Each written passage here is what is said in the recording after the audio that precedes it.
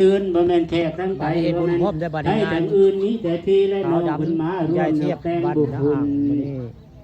เชิญมากินข้าวปุ้นกะนำหวดแกงป่าเฟืองไฟมีขันเบอร์หวานของตอนมีทั้งอาพรผ้าแพ้ว่าลูกเจ้าแตงอามีทั้งเกือบใส่เท่าผืนผ้าแม่นห่มดูห่วงเชิญมากินข้าวรวมมาบุญห่วงน้ำกันเด้อแม่เด้อทั้งลูกเคยร้านซ้ายนางสลอนนะค่อยเจ้าภาพตะเวน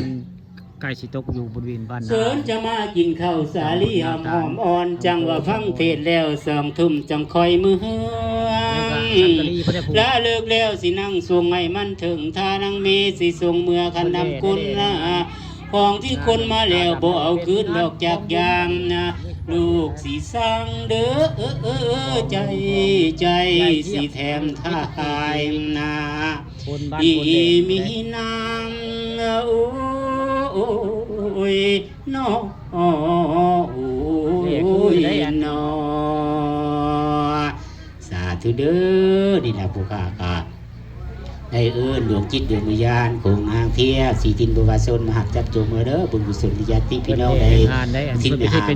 นดีทำไมตกทุกข์ขอให้พ้นทุกข์แม่ท่านมีสุขแล้วขอให้ท่านมีแต่ความสุขยิ่งขึ้นไปเด้อสาธุพ่อแม่พี่น้องในร่วมการลงงานการมีอายุวันโนสุขังพลังสบู่สุขเด้อกับเด็กกับมืออื่นเด้อเรียนเชิญญาติพี่น้องดาว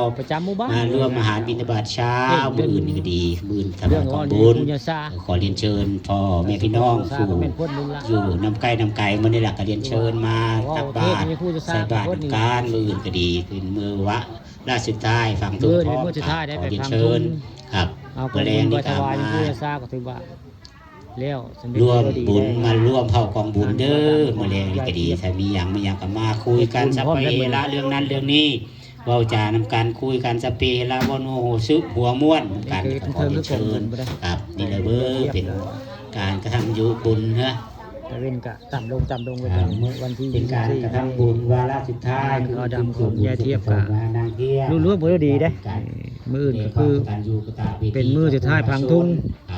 ให้ผู้วายชนเกินเพิ่นด้วยกายด้วยวาจาด้วยใจก็ดีไปแล้วเพิ่นก็คงโหสิกรรมในกายญาติพี่น้องแต่เฮาสุขุสุคนครับไหว้ถือโทษโกรธเคืองกันไปแต่ความดีความงามไปกับผู้ใดมากับผู้ใดก็ให้เพิ่นสละแล้วอภัยแล้วสืบส่วนต่างๆก็ดีครับมีแต่คุณงามความดีเหลือให้คุณพ่อคุณแม่คุณพี่คุณน้องสังกะรีเพื่อก็ยังให้พรได้คนที่มาร่วมการจัดงานวันนี้ก็อื่นก็ขอบคุณสังกะรีเด็ดเพิ่นได้ลูกหลานสุคนที่มาร่วมการเป็นจานประจำหมู่บ้านพี่น้องเพิ่นเก่งเรื่องธรรมะธรรมโมไว้ง่ายเนื้อก้อยเนื้อเป็นแต่บุคคลได้เพิ่นนี่เพิ่นเอาคือมาในงานก็ขอบคุณเพิ่นที่มาร่วมการเรื่องงานในตั้งจิตตั้งใจมาเฮ็ดทำองค์อาหารให้ญาติ